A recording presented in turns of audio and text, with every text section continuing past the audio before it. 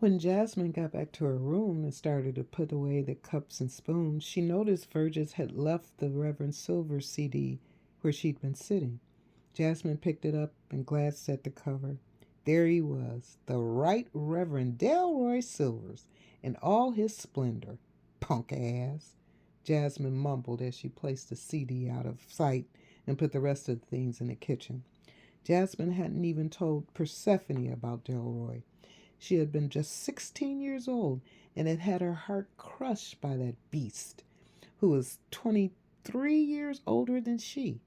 The two kept their affair a secret. Delroy made her swear to never tell, and Jasmine never did. Not to anyone. Jasmine met Delroy when the Greater Mount Carmel Church choir was invited down to Tennessee for a gospel convention.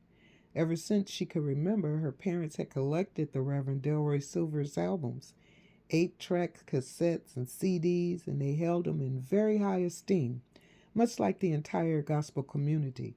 If they only knew that the charming, white shoes wearing in the wintertime Reverend had promised his undying love to their once virginal daughter, virginal before Delroy, and how devious he really was, Jasmine knew Delroy would have to turn to P-Funk to sell a record again. Delroy swore after their third liaison together that he cherished Jasmine more than life itself and that he wanted to marry her the minute after her 17th birthday. That's how he had gotten her cherry. All Delroy had to do during their 5-month affair was to call, or more often than not, have the secretary call, and Jasmine would come running.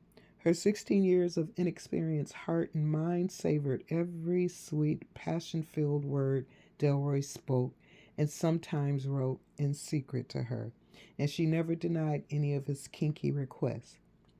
Baby doll. That was his pet name for Jasmine. Suck my toes. Or baby doll. Lay still. Don't move. The lying still part wasn't a problem.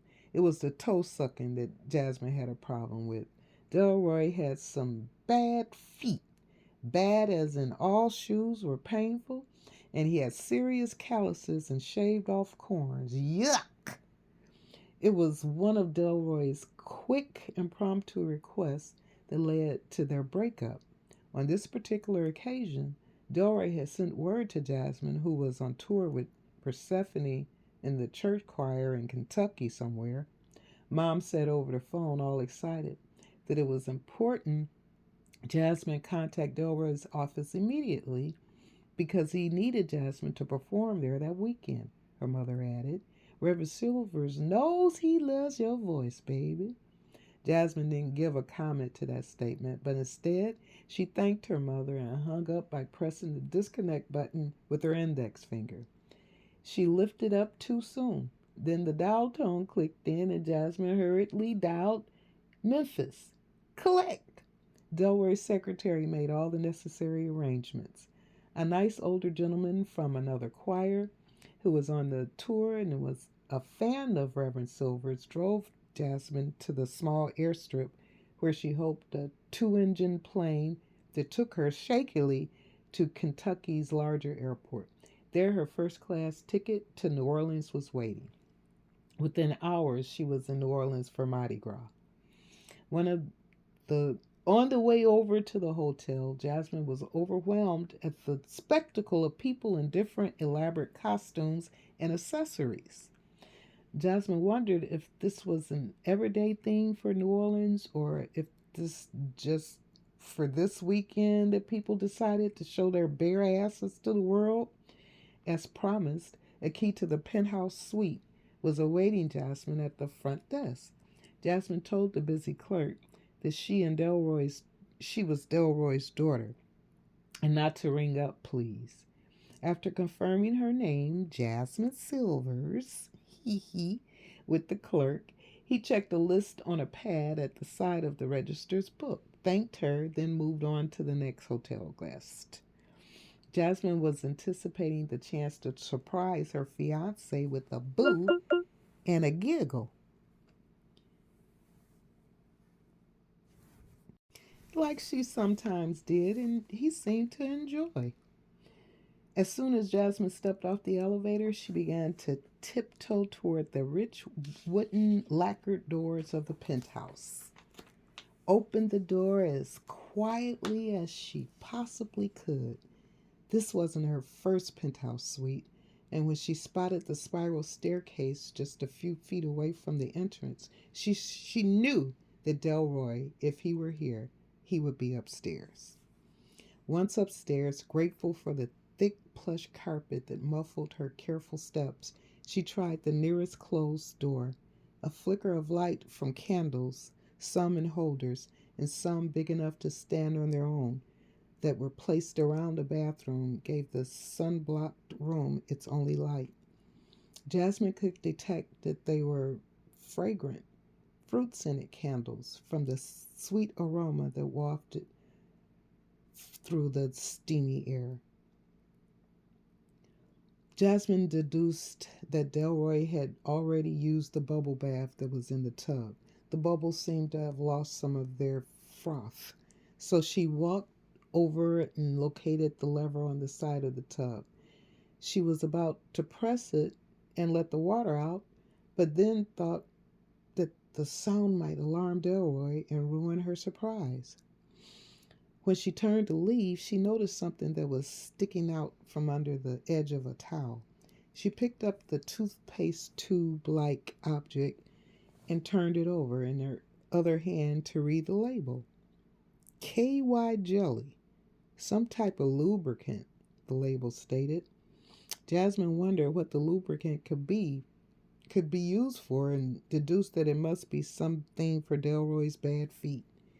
He carried a small piece of luggage filled with all types of pediatric, I'm sorry, all types of pediatric potions. I only wrote this book myself, y'all. Pediatric potions and tools, all to assist the famous Reverend Silver's bad feet. Delroy even kept his toenails painted pearl white in the summer or when vacationing in a warm place, and he went barefoot. He was so ashamed of his tree bark like toenails, he'd confessed to Jasmine. She laid the KY down on the edge of the black marble tub and thought she'd try the next door down the hall. She soft footed over to the next door and stuck her head in. As soon as her eyes adjusted to the dark, she saw it to be some kind of study or library. She carefully turned to leave and closed the door, intending to explore behind the next closed door, beginning to like playing like a spy. She hadn't stepped out the room completely when she heard someone coming. Jasmine ducked herself back into the dark study and left the door cracked open a bit so she could peek out. She was trying to stifle a giggle in anticipation of her surprise when someone passed by the door. What Jasmine saw through the small opening, walking down the dimly lit hall, was mostly the sides and back of someone dressed in a red wig, wearing a pink sheer robe that was cut micro mini short. The lighting wasn't very good in the hall, but not even considering height, she knew it wasn't Delroy. The person made a turn into the bathroom. Jasmine shifted slightly to get a better look. Oh, so this is what happens when I'm not here? Jasmine screamed in her head, but held her position. I'll see who this bitch is and scratch my initials in her face. The person came out the bathroom waving the tube of KY jelly in one hand and saying, I found it. I found it, D-baby. Jasmine almost yelped from the darkened room when she realized what was walking past her. It was Delroy's bodyguard.